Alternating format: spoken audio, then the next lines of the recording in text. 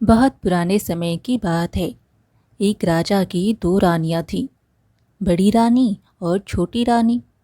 महल में केवल बड़ी रानी की ही मर्जी चलती थी।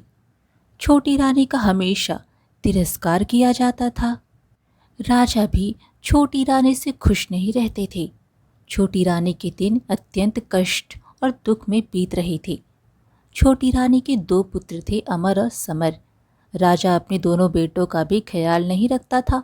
दोनों को ना तो अच्छा भोजन मिलता था, ना अच्छे वस्त्र। बड़ी माँ की जली कटी बातें भी उन्हें सुननी पड़ती थी।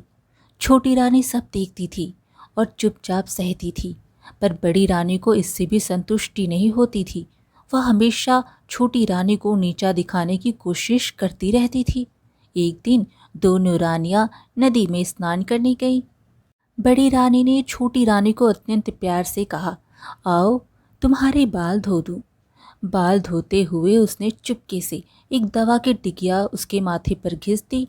दुखियारी छोटी रानी देखते ही देखते एक तोता बनकर टी टी करती हुई उड़ गई। घर आकर बड़ी रानी ने कहा, छोटी रानी तो नदी में डूब गई। राजा ने सहज ही विश्वास कर लिया, मानो राजभवन की लक्ष्मी चली गई। राजभवन में अंधकार फैल गया। छोटी रानी के दोनों पुत्र अमर और समर की दुख की कोई सीमा न रही। उधर तोता बनी छोटी रानी उड़ती उड़ती एक राजा के राजभवन में बैठी। राजा ने कहा, सोने का तोता। उस राजा की बरखा नाम की एक सुंदर बेटी थी। वो बोली, पिताजी मैं उस सोने के तोते को लूंगी। राजा के आदेश से उस तोते को पकड़ लिया गया और एक पिंजरे में बंद कर दिया गया। दिन बीतने लगे। उधर बड़ी रानी के 3 पुत्र हुए, लेकिन यह क्या, सभी पुत्र अत्यंत दुबले पतले कमजोर, हड्डियों का ढांचा मात्र। ऐसा लगता था मानो फूंक देने से ही वे उड़ जाएंगे। बड़ी रानी का तो रो रो कर बुरा हाल था।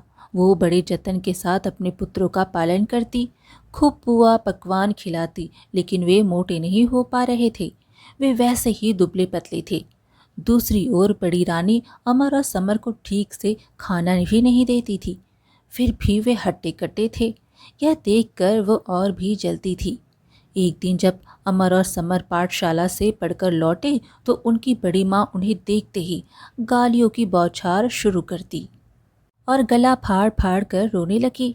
उन्हें मारने लगी और सामानों को फेंकना शुरू कर दिया।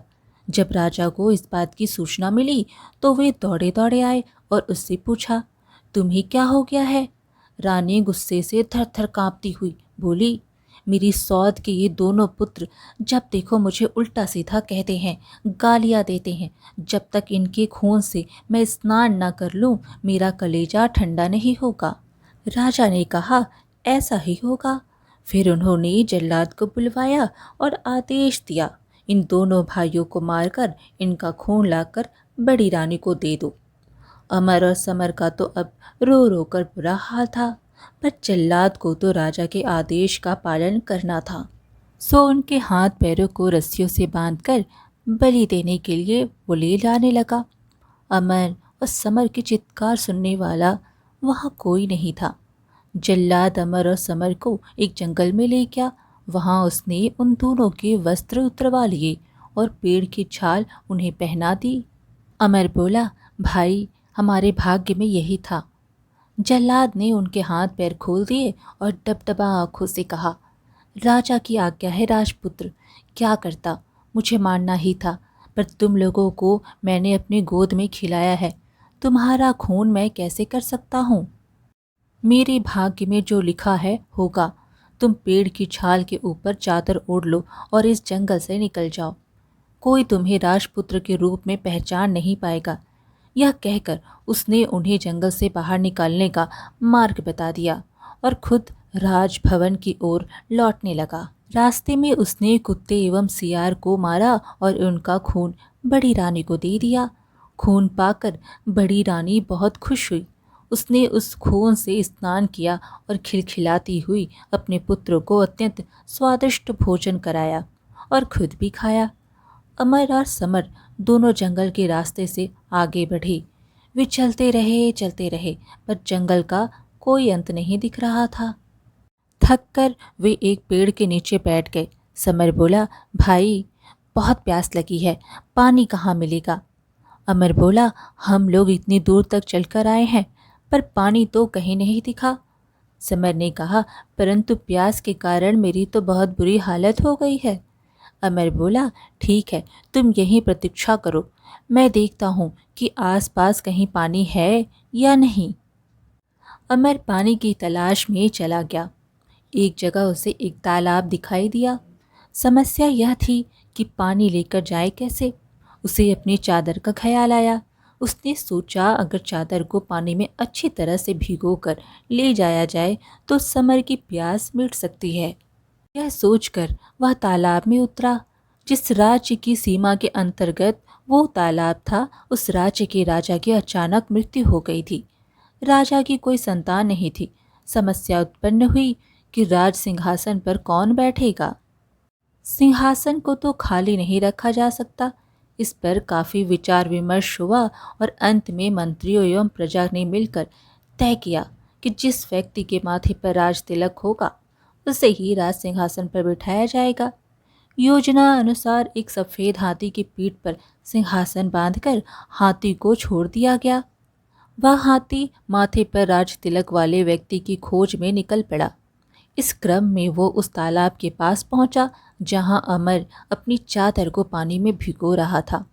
अमर के माथे पर राज तिलक देखते ही सफेद हाथी ने उसे अपनी सूंड से पकड़ा और सिंहासन पर बैठा लिया। अमर समर समर पुकारने लगा, पर सब बेकार। सफेद हाथी अमर को लेकर तेजी से नगर की ओर चल पड़ा। इधर समर पेड़ के नीचे बैठा भाई के आने का इंतजार कर रहा था।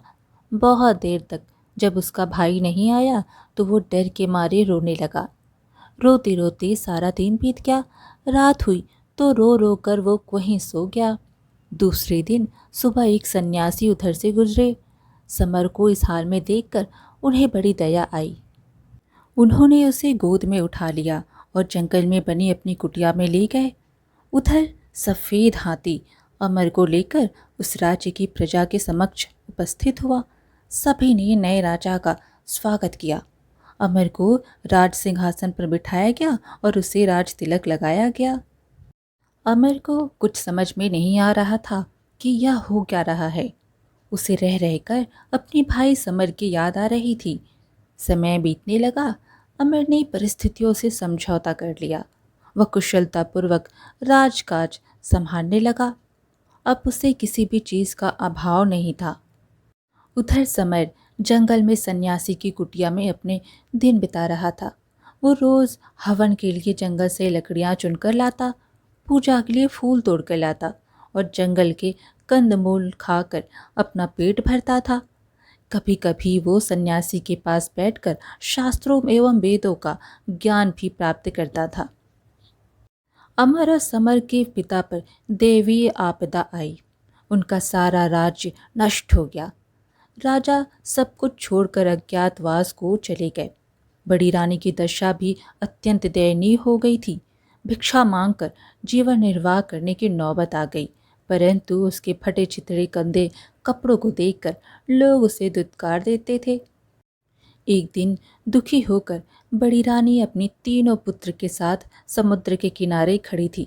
अचानक समुद्र की लहरों में तीनों पुत्र बह गए। रानी ने अपने पुत्र को बचाने की बहुत कोशिश की, पर सब बेकार रहा। दुखी होकर वह भी समुद्र में कूद पड़ी। उधर राजा की बेटी राजकुमारी बरखा अब बड़ी हो गई थी। अपनी गुणवान पुत्री के लिए राजा योग्य वर की तलाश कर रहे थे, पर उन्हें कोई योग्य वर मिल नहीं रहा था। तब महारानी से परामर्श कर उन्होंने स्वयंवर का आयोजन किया। स्वयंवर सभा में अनेक राज्यों के राजपुत्र उपस्थित हुए। राजा ने घोषणा की कि सारे राजपुत्र अपने आसन पर बैठेंगे और राजकुमारी बरखा हाथ में माला लेकर सभी के सामने से गुजरेगी। जो राजकुमार उसे पसंद आएगा उसी के गले में वह वरमाला डालेगी। इधर बरखा ने स्वयंवर के लिए श्रृंगार करना आरंभ किया। बालों का जूड़ा बनाया, आंखों में काजल लगाया, पाँव में आलता लगाया। फिर तोता बनी रानी से पूछा, और मुझे क्या करना चाहिए? तोते ने कहा, मैं अगर तुम्हारी जगह होती तो पाँव में सोने की पायल पहनती, इससे रुनझुन की बहुत मधुर आवाज़ आती है। बरखा ने सोने की पायल पहन ली, फिर पूछा, बोलो और क्या करना चाहिए मुझे? तोते ने कहा, अगर मैं तुम्हारी जगह होती तो सोने की जरी वाली साड़ी पहनती। तोते की बात सुनकर बरखा ने सोने की जरी वाली साड़ी पहनी। फिर तोते ने कहा, अब तुम हीरे का हार पहन लो, बहुत सुंदर लगोगी। बरखा ने हीरे का हार पहन लिया, फिर से पूछा। अब तोते ने कहा, नाक में मोती की लौंग, कांडों में कर्णफूल और मांग में हीरे का टीका पहनने से ही नारी का श्रृंगार पूरा होता है। बरखा ने सारी चीजें पहन ली। तब तोते ने कहा, सब तो हुआ, पर गजमुक्ता ना होने से श्रृंगार तो पूरा होगा ही नहीं। तुम्हारे पास तो गजमुक्ता है ही नहीं। अगर स्वयंवर में आए हुए राजकुमारों में से कोई गजमुक्ता ला दे तो समझना वही तुम्हारा योग्य वर है। यह सुनकर बरखा ने सारे श्रृंगार उतार दिए और घोषणा करवा दी कि जो राजकुमार उसके लिए गजमुक्ता लाएगा उसी से वह विवाह करेगी। घोषणा सुनते ही सारे राजकुमार गजमुक्ता की खोज में निकल पड़े। राजकुमारों ने सुना था कि सफ़ेद हाथियों में गजमुक्ता नहीं होता है। समुद्र के किनारे पाए जाने वाले किसी किसी हाथी में ही गजमुक्ता होती है। अतः सारे राजकुमार समुद्र की ओर चल पड़े। समुद्र के किनारे पहुंचने से पहले ही हाथियों के एक झुंड ने उन पर हमला कर दिया, जिस कारण अनेक राजपुत्र के हाथ पैर टूट गए, अनेक घायल हो गए और इस तरह सब हताश निराश होकर वापस लौट गए। कुछ ही दिनों बाद यह समाचार राजा अमर के कानों तक पहुंचा। उसे राजपुत्रों की दुर्दशा पर दया आई और बरखा के आचरण पर अत्यंत क्रोध भी आया। उसने निश्चय किया कि वह बरखा के अहंकार को चूर चूर कर देगा। उसने बरखा के पिता के राज्य पर आक्रमण कर दिया। बरखा के पिता की पराजय हुई। राजा अमर ने बरखा को भी बंदी बना लिया। उधर समर सन्यासी की कुटिया में दिन बिता रहा था। सारा दिन इधर उधर घूमता रहता। उसकी कुटिया के पास एक विशाल बरगद का पेड़ था। उसमें मैना का जोड़ा रहता था। एक दिन दुखी होकर समर उसी पेड़ के नीचे बैठा था। तब उसने मैना को आपस में बातचीत करते हुए सुना। वे दोनों स्वयंवर की सारी घटनाओं का जिक्र करते हैं। मैना ने कहा, कौन जानता है इसका क्या परिणाम होगा। सागर के किनारे एक दूध पहाड़ है। दूध पहाड़ से क्षीर सागर में दूध गिरता है। उस क्षीर सागर में एक स्वर्ण कमल खिला हुआ है। उस स्वर्ण कमल में एक हाथी रहता है। उसी के सिर पर गजमुक्ता है। मैना ने दूसरे मैना से पूछा, लेकिन वहां पहुंचेगा कौन? मैना ने कहा, कोई साहसी राजपुत्र ही वहां पहुंच पाएगा। सारी बातें सुनने के बाद समर ने उनसे पूछा, मैं गजमुक्ता लेने जाऊंगा, इस कार्य में तुम दोनों मेरी कुछ सहायता करोगे? जोड़े मैना ने उससे कहा, जरूर, परंतु तुम पहले सन्यासी के पास जाकर उसका त्रिशूल लेकर आओ। फिर सेमल के पेड़ के पास जाकर राजपुत्र के वस्त्र मांगो। सारी चीजों की प्राप्ति तुम्हें हो जाएगी। समर ने सन्यासी से त्रिशूल लिया, सेमल के पेड़ से राजवस्त्र प्राप्त किए और उन्हें पहनकर समुद्र की ओर चल पड़ा। क्षीर सागर पहुंचकर उसने देखा कि स्वर्ण कमल के बीच दूध की तरह एक सफेद हाथी के सिर पर गजमुक्ता है। गजमुक्ता की रोशनी से चारों ओर उजाला फैला हुआ था। समर उस सफेद हाथी की पीठ पर कूदा।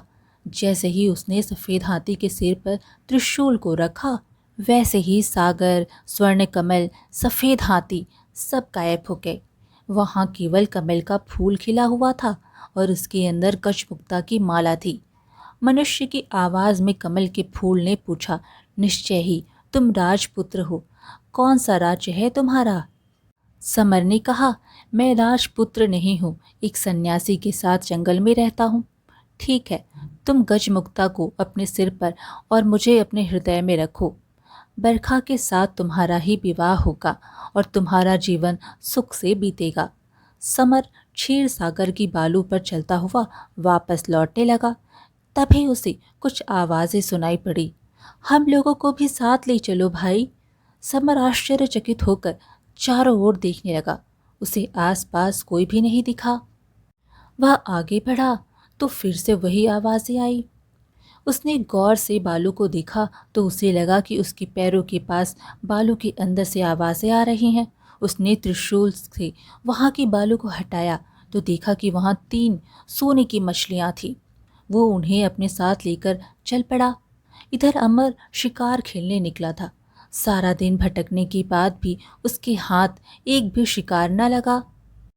थक हार कर वह एक पेड़ के नीचे बैठ गया।